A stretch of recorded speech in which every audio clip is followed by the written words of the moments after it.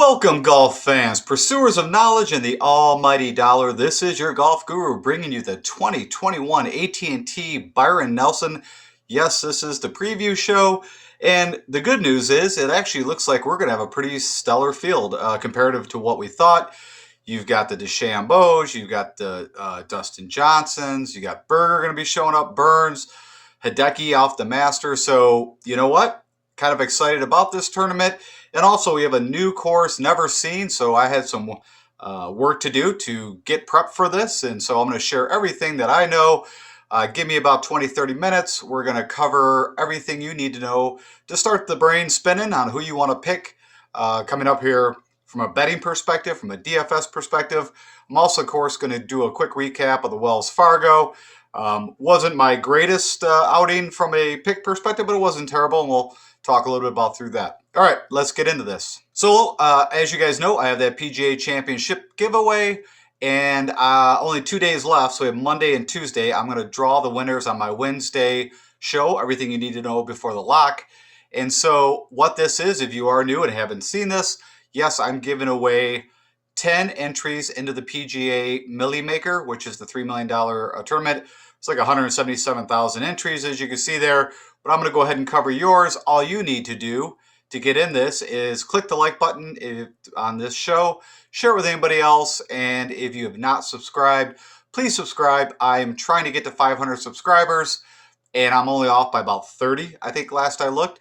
And so we're getting close, and if it does get to 500 in the next couple days, when I go ahead and spin the random wheel with everybody's name in it, I'm going to go ahead and double that and actually give away 20 entries. So $400 out of my pocket to hopefully help you guys possibly become a millionaire. So again, I will be announcing the winners on my May 12th show, which is this Wednesday. Okay, now for that, let's talk a little about the Wells Fargo real quick. More of this is just to go in the analysis, who did what well. Of course, amazing that Rory actually ended up winning. It was kind of a crazy tournament. For a while there, I thought we were in bizarro land where you had, Phil Mickelson actually leading the tournament after round one, 7 under. And then, of course, day two, you had guys like Kramer Hickok and I believe Patrick Rogers up there on the leaderboard. I think ended up around 5 under. The winds kind of blew. And then you had Killer Keith Mitchell, who really hasn't done anything since the Honda Classic back, I think it's 2019. And, of course, the week before, he shot 11 over and supposedly he had some putter issues. Got that figured out, and that the putter was bent incorrectly, whatnot. But yeah, let's go jump into this, and let's talk a little bit about what the guys did well and who we might want to look out for the upcoming tournament. Okay, so if you are used to my show, I do go in a little more analysis, probably than most when we do a recap. I'm not here just to talk golf about the recap. I actually want to see if we can glean anything out of this. Also, it's a little bit of transparency on how I did on my picks. I have no problem. Definitely did not do as well. Probably the last few tournaments, one of my worst showings. But you know what? I think for a lot of the golf analysts and people on the golf show, a lot of things that we did not see coming. And that's golf, right? That shows you the volatility. And the one thing that I learned, because I want to kind of understand, maybe what I missed. But really it all came down to is recent form did not really translate over to course history. So back to there is horses for courses. And if you go look at everybody that did well or was doing well, they had a good track record at this course and was really coming in with no form whatsoever. So the first one we'll just talk briefly about Rory, of course, has been pretty much a disaster. I've documented very well. I'm a huge fan of Rory. It's amazing to see him win. It's amazing to see that his comeback. I actually, I've always told you guys, I do well in the showdown plays. Of course, did not do well in the big, large DFS, 200K DFS multi-entry tournament. I had like 20 entries. I upped it a little bit maybe than usual, but it all kind of blew up, because you can see the green are my picks. The orangish color are the picks of the guys that I faded. So when you have 3 guys that you faded and up in the top 15, it's never going to be good. But again, I hit some guys that we'll go into that, really weren't probably on a whole lot of people's radar. But again, back to Rory. So one problem with watching as much golf as I do, I've got to see Rory through a lot of the downturn, back to, I'm going to blank now, but, hitting the hook drives into the pool. Can't remember which tournament that was. But, Rory chasing speed. And, the good news was over that couple months he had off since the Masters, as he mentioned, did a lot of work. Now, Rory is still not back to perfect. And if we kind of just look at, off the tee, only gaining 2 strokes, was kind of spraying it a bit. The approach was a lot better. But this was the key stat. And if you watched a bit of the tournament, the big thing that changed was Rory putting, and especially Rory putting well on Sundays. And there was a stat that they mentioned on the coverage, which, of course, nothing that I looked seriously into. But over his history at Quail Hollow, he's gained almost 12 strokes putting. And it's actually, he leads everyone that's ever played at Quail Hollow in any event, gaining strokes with the putter. So now we're trying to ask, has he kind of figured out the putter thing? Or is this, when he's at Quail Hollow, those greens he just really likes, very comfortable with? So, question to be answered later. But anyways, he did lead the field in total strokes gain, almost at 15. So that's good to see that, that is a typical usual. Like I said, we've had a couple weird tournaments where the winners haven't let in anything, which is kind of shocking. And then on that note, Abraham Answer actually led tee to green. So, that's pretty impressive. And I do believe he's in this field. I might be incorrect, but, did really great. And you could see that charge he had on Sunday, just ran out of some holes, but, amazing on approach, gaining almost 7.5, amazing off the tee. Around the green, not as great, but, the putter, which is typically a little more weapon for him. So that's a little lower than usual, but you can see on Sunday he started to pick it up. It started to make some things. I think he said on the front 9, very frustrated, but on the back 9, of course, started to drain some putts. Killer Keith Mitchell, like I said, no form at all that we saw. And, I think I told you guys, he started to do a little bit at the Valspar. I plugged him in on the Sunday Showdown, and then he just blew me up shooting that 11 over. And then come find out, like I said, his putter was out of whack. You kind of see, 4 under, then even, 5 under, and then 1 over. So he kind of had that every other day, which, is if you kind of follow golf, you'll see that trend where if a guy has a really good round, don't expect the next day for him to do it. Now, it happens, but it seems like this is kind of the flow that I've noticed over my time. But he did amazing off the tee, great on approach. Around the green was, which he typically struggles, but this was the big thing, getting almost 3.5 strokes putting. I think, again, for him, is what got him up there. Victor Hovland just running, smoking hot. Again, we'll check when we look. I don't know if he's actually in the field this upcoming tournament off the top of my head. But, he actually had 3 solid rounds. Struggled a little bit, but so did some of the guys. I think Friday was maybe the toughest round, depending on your starts. I actually played a showdown where I just loaded guys up in the morning and did pretty well in the one-day big, larger showdown event for 25K. I didn't win the 25K, but I did hit almost all my guys and made a few $100, which is very difficult to make money in those. But long story short, he's doing everything, and the putter is still hot. Gary Woodland, another great example. If you go look at his history at Quail Hollow at the Wells Fargo, he's got a great history. But this guy, again, the Valspar, if you look at Mitchell and Woodland, and I'm not going to get this exact, but they both shot 80s in one round. I think Woodland shot 77 the first round at Valspar, and then a 71 the next day. Of course, he's been fighting some injuries, but he's been saying he's been healthy for a while and still been struggling. So never in a million years was I on Gary Woodland. I'll state that right off the bat. So, I did build a couple of my DFS teams with Rory. I always, just so you guys know, when I say my value plays and then my fades, even though I'm fading someone, I will still build some teams with the possibility, knowing Rory's history there, even with Wise, so I had some teams that were still alive in cash, but nothing out of the 20. I think I had 3 teams that finally that cash. Okay. Luke List was one of my value plays. That was a really nice pick. And so that kind of came true, that we were looking for the ball strikers and knew that the greens weren't as difficult putting, which, kind of showed up on some of the guys that typically struggle with the putter. Let's see. Matty Wallace still running pretty hot. He had one bad day. I think that was, on Saturday. They kind of took him out of the race. DeChambeau, what a crazy story. I'm sure you guys heard it multiple times. But I got to watch on PGA Live a lot of coverage of DeChambeau. And, he sprayed it a little bit. They're still saying they're trying to figure out the driver for him at the speeds that he's hitting at. This 3 over literally came on 1 hole. So I think he was going in 2 under with a couple holes to play on a par 5, drove it in the water to the right, took his drop. and then actually stuck his approach like, I don't know, 10, 15 yards behind the pin. It sucked back all the way into the water. Long story short, he took a triple bogey, and that's what, got him to 2 over. And at the time, I think the cut was at 1 over. Of course, he took off, went home, then found out, hey, you know what, you're in. And good for Bryson coming back, and, ended up getting a T9 out of it. So, of course, dollars and world rankings and FedEx, and he kind of had a conversation about that. He's in this tournament, and this course we're going to talk quite a bit about. I think he's going to be very live here. And I told you guys, I'm typically 1 week ahead. So whoever I'm all over the week prior, if I ever get off them, then typically they'll go and win it. And I think DeChambeau is definitely one of my favorites going into the week. And we'll, like I said, and we'll discuss why. Aaron Wise, you know what? I said this was a coin toss, but I also said it was a trap. And I really felt, again, going off what Aaron Wise is, just what it was, the only time Aaron Wise has shown me anything recently was, I think, the first 2 days at the Honda, and then he kind of blew up over the weekend. But that was about it. It was the only form I saw to Aaron. But of course, he actually had his first win at AT&T Bryon Nelson. I believe that was 2018. Not at the course that we're playing at, of course. But good for Aaron Wise.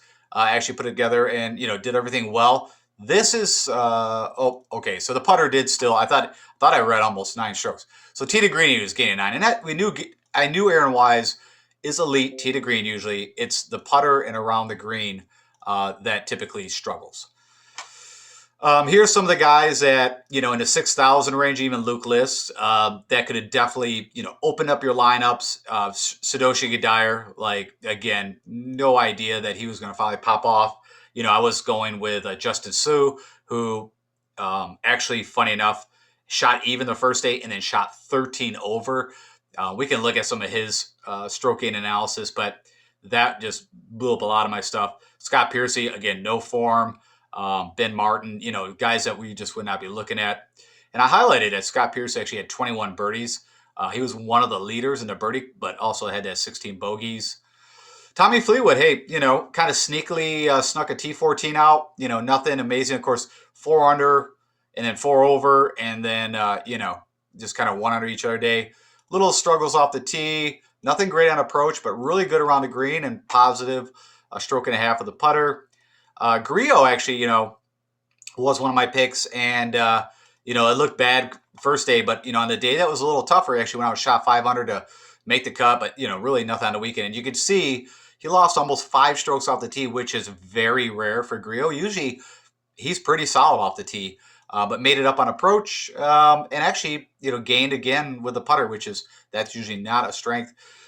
Keegan, I thought this could be right, coming off the great showing at the Valspar, and it looked awesome in the beginning. I did really well in my first day showdowns because my guys popped on my first days, and then, struggled on the second day, but did make the cut. And, overall, nothing to write home about. He kind of struggled with the putter, which is back to normal with Keegan. Brian Harman, I just got this highlighted. He actually led the field around the green. And any guy you see in blue led a stroking category, and that's why they're in blue. Taylor Gooch, a guy that, usually can handle the tough courses, the longer courses, barely made the cut, really didn't do anything on the weekend. He struggled around the green, and nothing great in the 2 areas that he, definitely the approach. I was looking for his long approach irons to be his kind of differentiator, and nothing really happened there. Comparative. You got Matty Jones, a little bit was about the wind that we knew was coming, and, ended up making the cut 200 and then nothing on the weekend. Looks like approach and putting was his 2 downfalls. I just got Patrick Rogers listed here because, like I said, him and Kramer Hickok, as you see, were leading round 2. Stuart Sink, was a bit of my condom play. I just knew he could get around that course. I knew he had the length and just steady, but Saturday kind of killed him. And you can see off the tee, which he can hit the ball 300 plus, but around the green kind of hurt him and off the tee. Jonathan Vegas actually led the field off the tee. Just side note, I don't know, again, off the top of my head if he's in this field, but we are going to look for some bombers. Bomb and Gouge guys, they could definitely take advantage of this course. It's going to be the tournament coming at AT&T. I think it's going to be a score fest. And again, we'll talk more. I don't want to kind of get off this subject, but he struggled around the green and with the putter for Jonathan Vegas, but, did really well off the tee. Wyndham Clark also was one of my value plays. kind of fit the mold, and actually my value plays were pretty solid. It was kind of funny. The upper top 15 picks were, I'd say 50%, we call it that. Yeah, nothing too crazy. Again, let off the tee, nothing really good on approach, but good around the green. The putter usually where, like I said, he's a decent putter. Actually, he's a really good putter on bent. And again, I don't know if he's in his field, but we are going to be talking about bent greens. A little change up from a lot of the Bermuda we've been seeing. Patrick Cantlay was one of my fades, and Patrick Cantlay, just missed a cut by a stroke. HV3 missed a cut by a stroke. His approach was terrible. And HV3 is literally my kryptonite. Like I said, I can't get the guy right. If I play him, he misses a cut, and if I don't, he'll show up in spots like RBC Heritage that I don't expect him. Lucas Glover finally maybe coming back down a little bit to earth. 3 over, missed a cut by a stroke. And just really didn't do anything well at all. Usually, these have been his 2 areas, tee to green. It's been pretty solid, or at least, from off the tee and approach. The putter can go either way, but when the putter's hot, like a lot of these guys do well. Tringale finally missed a cut. And you're going to notice there's a few of these guys that I picked that haven't missed a cut for a long time and finally kind of came crashing. Missed it by a stroke, but struggled off the tee, struggled with the putter. Hunter Mahan, funny enough, actually led the field in putting. So there you go. Gained almost 7.3 strokes with that. Tom Lewis, another guy, tee to green, that I thought would do well, missed a cut by a couple strokes. John Rahm, if you got to watch any of him, just was getting ticked off. And it was kind of sad to see just I think he let like a Terrell Hatton let some things get to him. And that's what happens with John. When he gets frustrated, the game can go sideways. But, almost had a resurgence to make the cut. Really struggled around the green. The putter is still hurting him. Off the tee, gained almost 2.5, or did gain over 2.5. But the approaches have been killing him. It's going to be tricky. I think he's actually in the field that's coming up here for the AT&T Bryon Nelson. So, that's going to be something I have to look at. Tony Finau. I thought everything lined up for him. Missed cut by a couple of strokes, but terrible on approach, lost 2 strokes. And then the putter, but this is the area barely gained off the tee. That's shocking. And again, I got to see no coverage of Tony. It was not on PGA Live. I didn't see him on a golf channel. I didn't see him, at all on Thursday, Friday. So I really didn't get to see. All I can do is look at the stats and just see that in the areas that he needs, these 2 areas that he needs to, tee to green, he struggled. And so I guess he was spraying it all over. Who knows?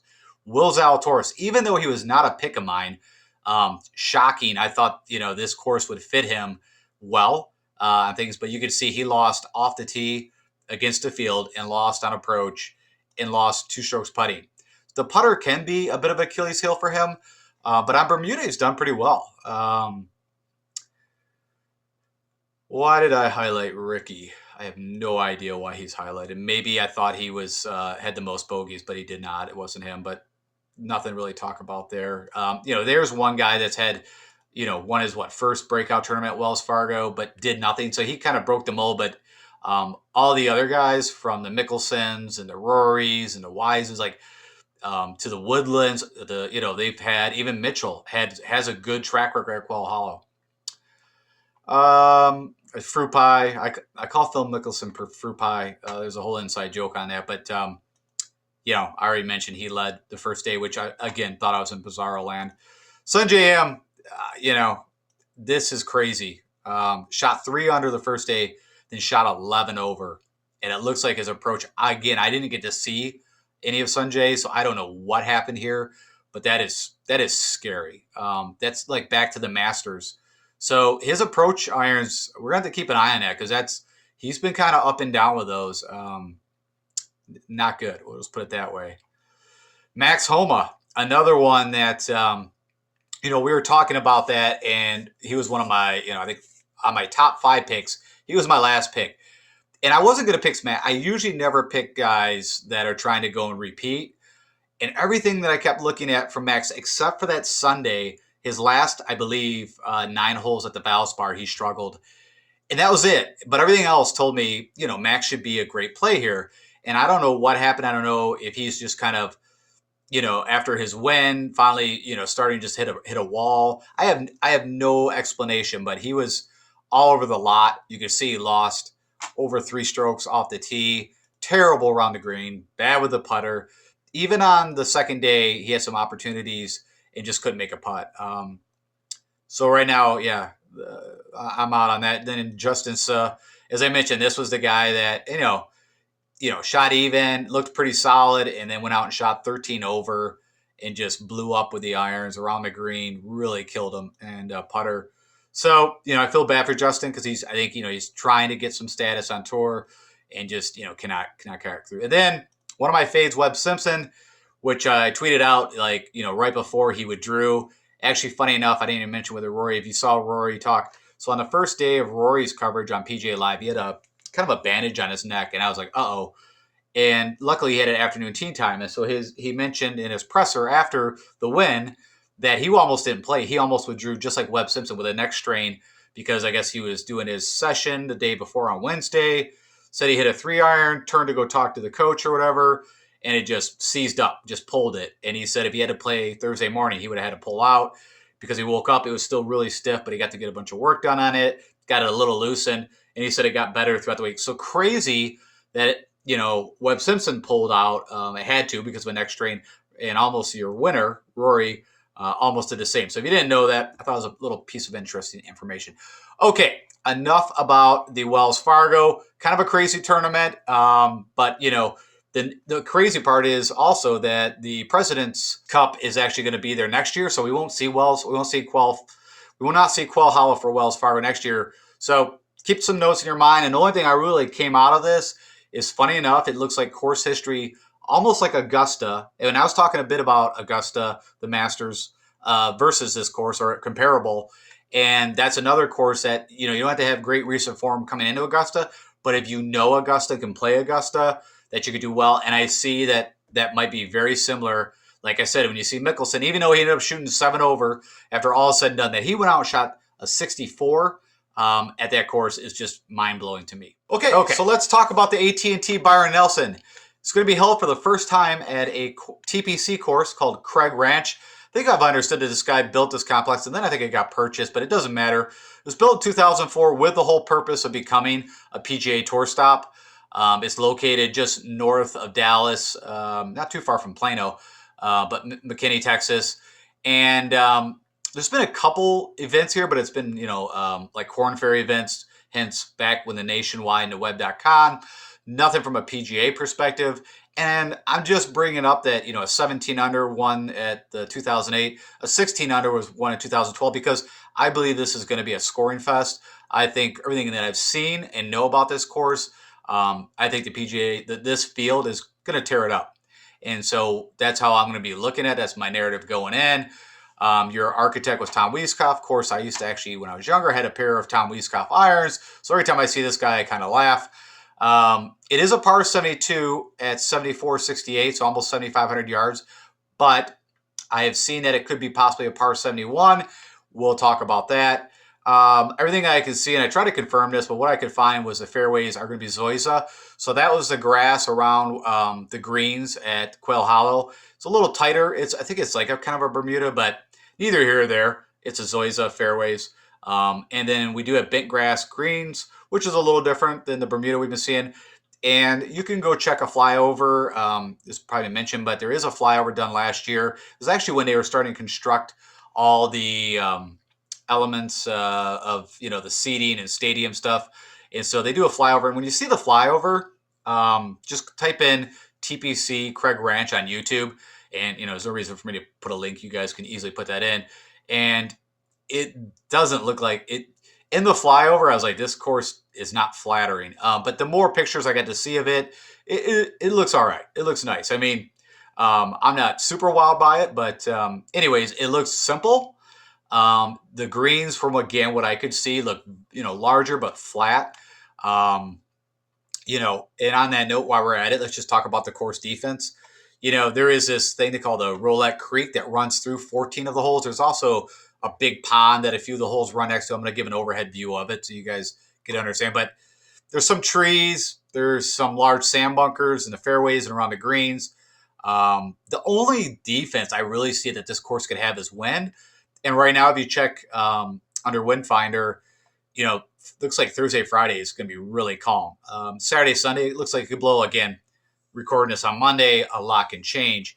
But if it stays calm, and I know they've had a bit of rain at times down in the Dallas area, that I think they're just going to torch this course. On that note, the player field is 156, very standard. Top 65 in ties will make it to the weekend. I'm using historical cut lines from the past Byron Nelson last couple of years. Of course, that was at Trinity in Four Seasons. And, 1 to 3 under. It could even be a little higher than that. But that's what that's all we got really to go off of. And then, of course, winning scores. Again, at the couple years ago, it was 12 under. That was Billy Horschel shot 12 under at this Four Seasons track. I think that's actually a resort that they've got multiple courses there. I think they could, alternated courses, which we've seen at a few different courses on California. And then once it moved, Trinity, which Sun King shot a 23 under. So again, Sun King lighting that up. And on the Sun King note, I haven't heard anybody mention this, but I did find this little tidbit out. Of course, he is your defending champion back from the 2019. Of course, this event was not played last year due to the shutdown. Sun King lives in Texas and is a member of TPC Craig Ranch. So he's going to know this course very well. So some of that, you might want to look at. And on that note, the guys that I'm going to be targeting, of course, are Texans. Whenever we have a Texas event, I always look at the guys that are local to Texas just because they're used to playing in the winds. And I said calm first couple days, but the winds are going to blow on the weekends pretty severe. Now we're going to have to keep checking that. The Aussies always do well, and the South Africans. So, you got your Schwartzels, you got Louis. There's a few guys, but, Cam Davis. I don't think Cam Smith is in this, but Mark Leishman, who's actually did play in this, I believe it was the 2012, and I think had like a T8 or something like that. But anyways, that is what I'm going to be looking at. And just a side note, like I said, this event has been played at 3 different courses over the past few years. So again, from the Four Seasons, Trinity Four. So if you're trying to do your own research, just keep that in mind. TPC Craig Ranch is new.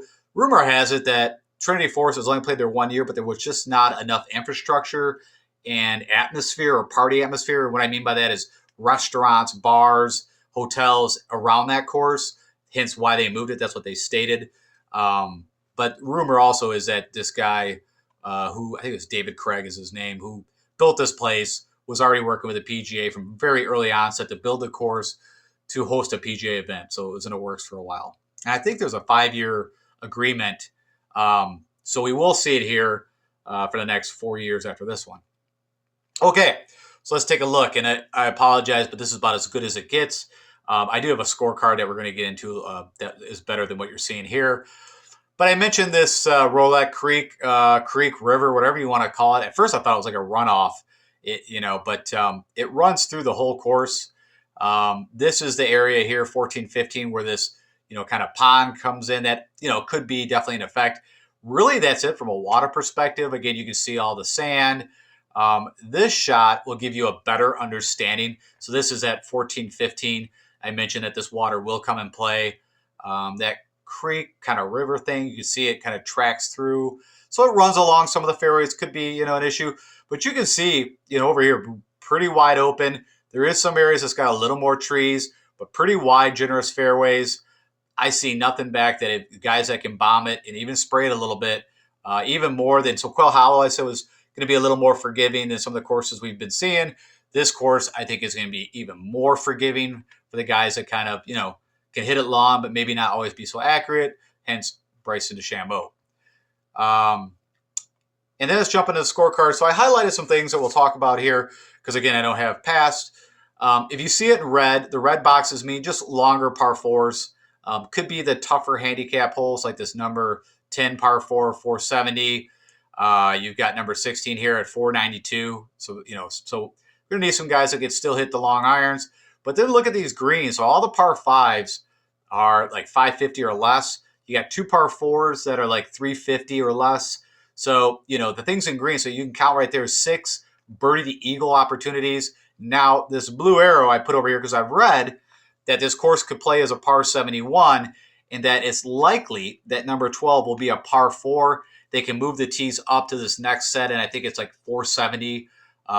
So if you see it switch, now this is supposedly the official scorecard that will be given out and this will be played, but I don't want you guys to say, hey, wait a minute. Golf Guru told me it's a par 72, and now he's par 71. So no one has a confirmation that I know on that. Right now, we can go off that it's playing as a par 72 right here and at 7,500 yards almost. So how to win here? So again, I'm taking a little different approach, and I'll explain as we keep going on.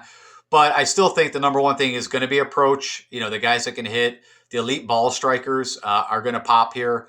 You're going to see just driving distance, I think, is literally the second thing. We need guys that can just bomb it. Closer you can get, shorter the irons, better approach shots, better proximity to the pins. I'm not worried about gaining fairways off the tee or fairway in regulation. The next thing I'm looking at is going to be birdie or guys that, birdie or better opportunities. So guys that, can go low.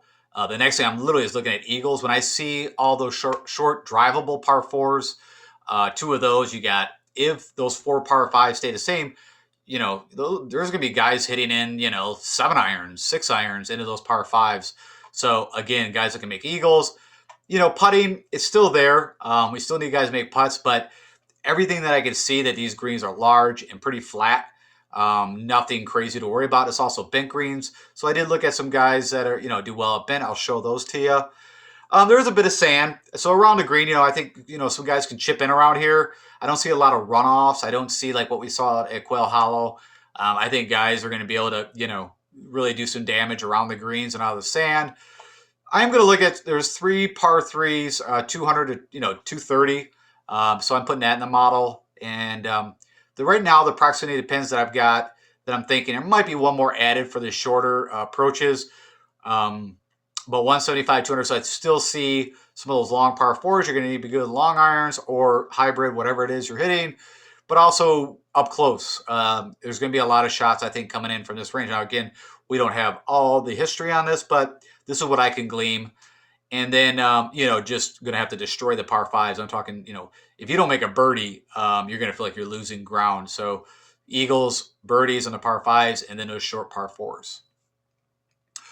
So with all that said, also because we don't have historical data for this course, but there's courses and area and the way courses play that I think I'm going to be using. I think the Valero, Texas Open is very relevant. The Houston Open at both courses, Memorial and SCC of Houston. Of course, Waste Management, TPC Scottsdale. You got the Shriners, which, that I think, it's going to play a bit like that, the 23 under kind of thing. That's what TPC Summerlin. TPC Summerlin.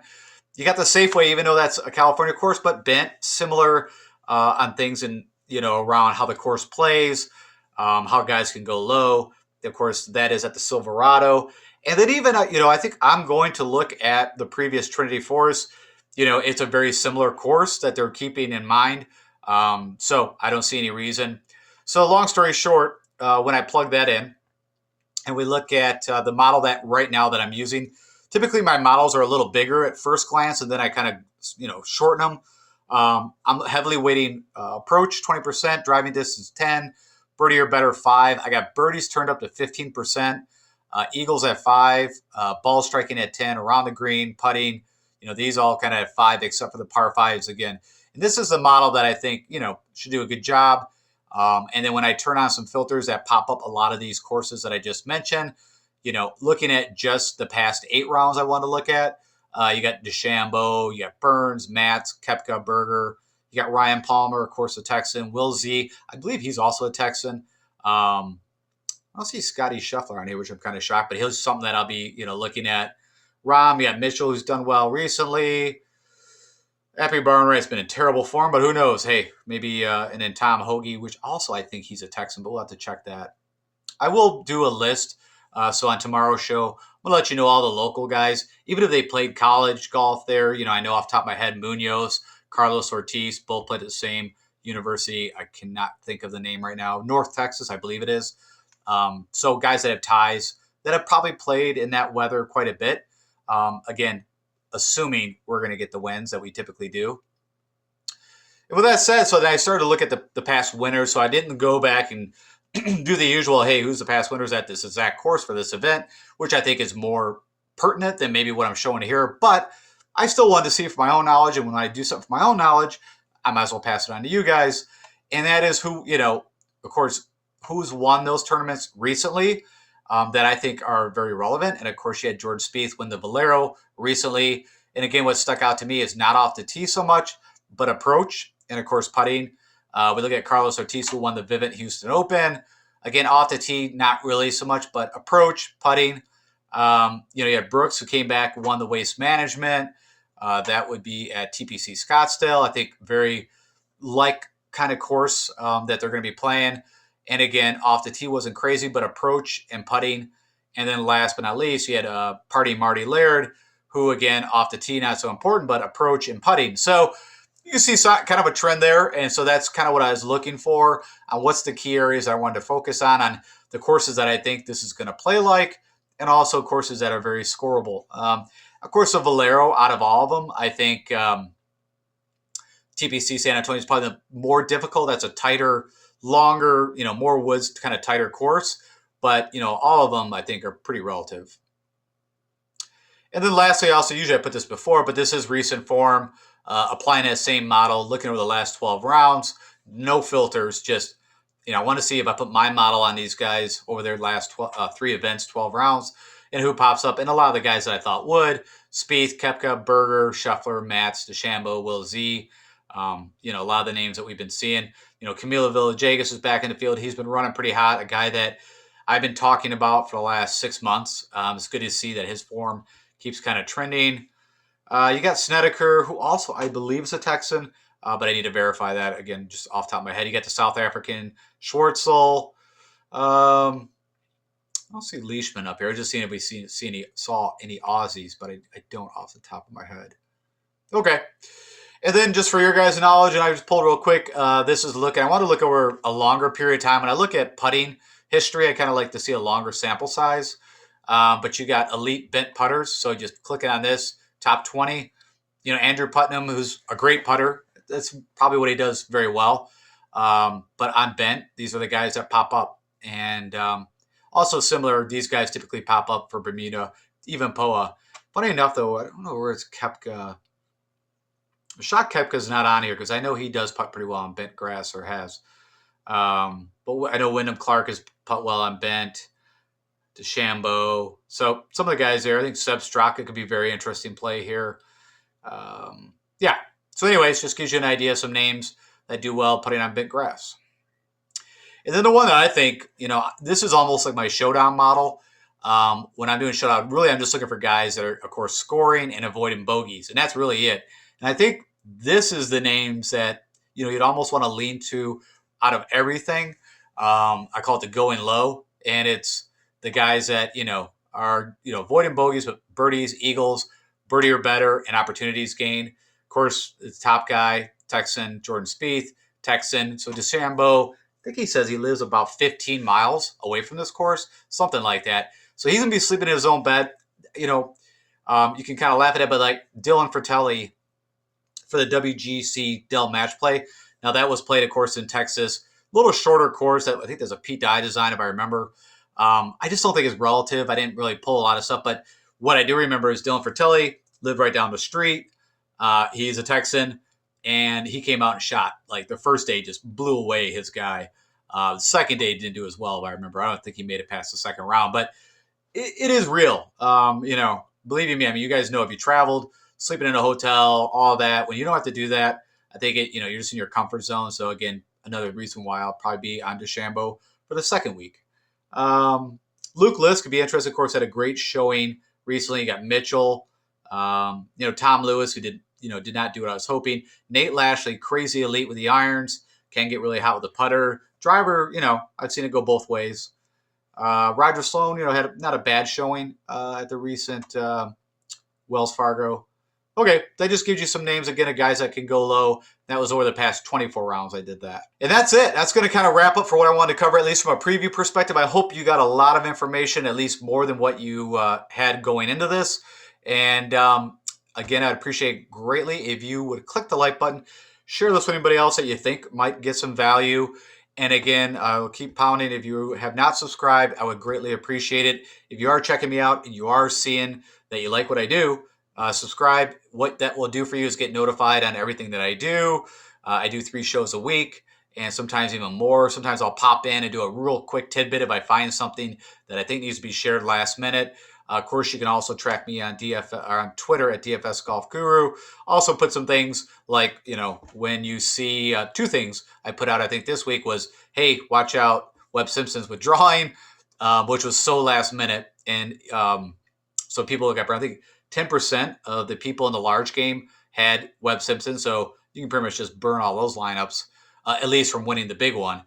And also, one other note was Corey Connors maybe had the greatest hole-in-one ever. And it was not mentioned. It was not shown because nobody was covering him, but it was I believe it was in the Sunday morning round. It's a 254-yard par 3. Now, let me say it again. 254-yard par 3, and he made a hole-in-one. Of course, there was some wind, but that's crazy. I mean, and nothing was discussed. I just knew of it because I had him on one of my teams for Showdown and looked, and then went on Tourcast, and you could see it, but there was no video coverage of it. And like I said, I was shocked that it was never mentioned. And I'm guessing they didn't mention it because they were not following him, and instead we got like the Johnson Wagner, who just was disastrous, and I forgot the other guy. But when I was shocked that PGA Live wasn't covered on, is the short of it. So that's it. So that kind of stuff is the stuff you get touched. All right, that's it. Wrap up. I will get on my pick show. That'll come out tomorrow, sometime around the same time between noon and 3 o'clock. And if you are subscribed, you will get notified.